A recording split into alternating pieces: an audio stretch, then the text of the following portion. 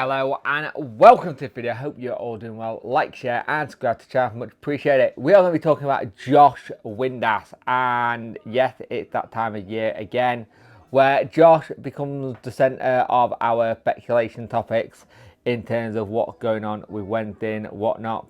He always had done at this point of view. He's always become the centre of the speculation, and again, it wouldn't be a transfer window where we wouldn't be talking something about Josh Windass.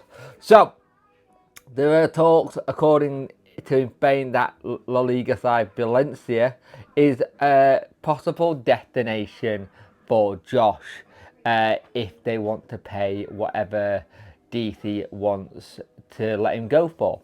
Now, there's always been so many speculations about his future and stuff, and Josh did do a podcast with the Open Goal lads, and he spoke about how he nearly did join West Brom. He spoke about how Danny and him have got the kind of situation where they'd like to have different challenges and stuff like that, which it is what it is. You can't stop footballers in theory doing podcasts now. It is what it is. That it's part of the norm. It's part about putting themselves out there. You got to remember, there was always the thing that Josh has had Brazilian interest. He's had Argentinian interest. He's now got Spanish interest. He's always been one that wouldn't mind it if it happens. So we've always had the thing where there's always been a bit of interest for Josh, whatever the situation is. Now, reports are that Angel Garcia has suggested that they are guiding Locha top flight safety. Carl Connolly could look for add Windass to his side from the new season. The former West Brom manager tried to sign him in last summer, and the thing is, Josh has got something that he's fluent in Spanish as well, so that's something else that helps him a lot. And it's one of those things where you look at this where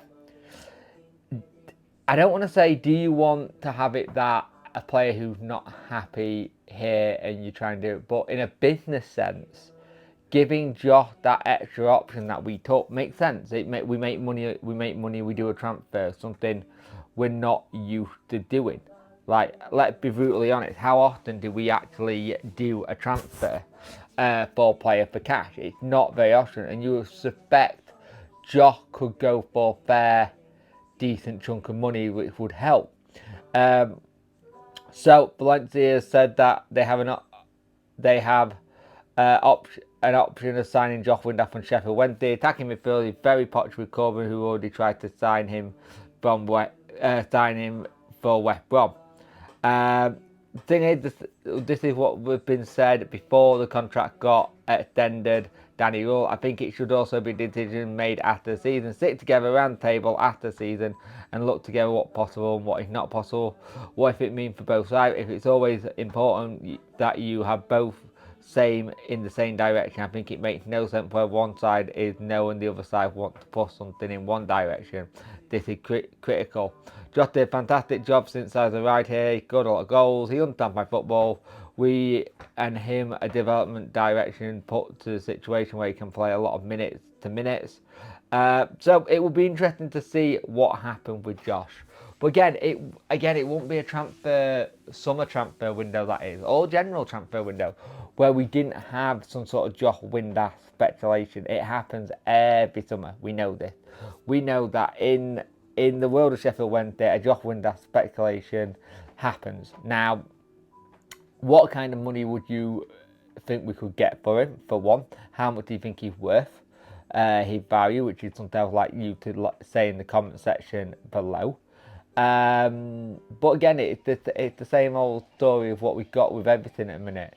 You look at stuff with Danny. Unless someone comes and pays for him, he's not going nowhere. Unless someone offered the right money for Chansiri staying here. So we're in the same boat, whatever happens. And Josh could quite easily get a Spanish adventure going. And you wouldn't blame him. I think a lot of fans would be very much go, thank you for your service, Josh. You've been an excellent servant. Good luck in the future if this did come off and pay off. So it would be very interesting to see what Windass would do in terms of this, and if a bid goes in. if a bid goes in, you kind of had that situation. Do you kind of accept it and take the money and then reinvest it into the side? I would say yes. I know a lot of people are sick and tired of us talking about players and situation where we've had this before. This is nothing new, like I said, that we spoke about Josh Windass and the transfer speculation. This is the nature of the beast when it comes to Josh. You also think, is there a case of like McNeil being his replacement already? Maybe McNeil been shadowing Josh and being able to step into like seeing what he can do and go, I'm going to be that Josh Windass player who can score a lot of goals.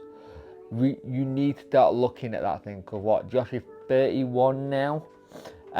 You don't want to get to that point where we've had it in the past where we've got a lot of players the other side of 30 and then you're having to replace them later down the line. So I think you've got to be very wary what you do next in terms of the rebuild for this squad and what age you go for in that rebuild. But what says the excuse me, bloody hay fever.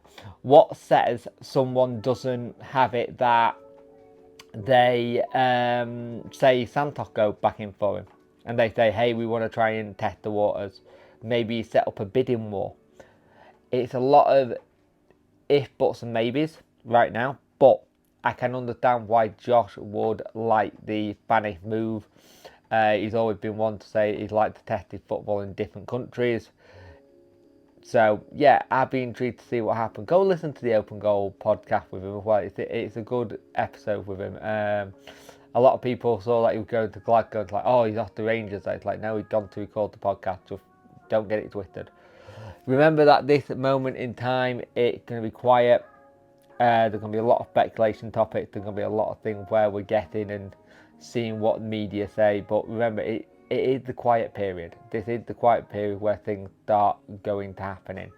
You're probably not going to see much happen until probably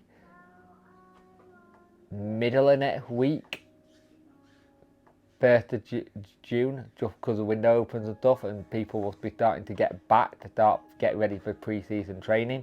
We know that the pitch has been ripped up at Hillsborough. We know they're doing some maintenance work there as well, so we'll see what happens there. We know also there's a lot of work going on at the training ground as well. So there's a lot going on, but at the end of the day, Josh and a summer speculation transfer window isn't nothing new, but we'll see what happens. Be thankful when they took the option, or we could have been losing him for nothing, and you don't want that. You want to try and find out if there's a way that they can get done in a way where it suits the club and it suits Josh, and then everyone wins.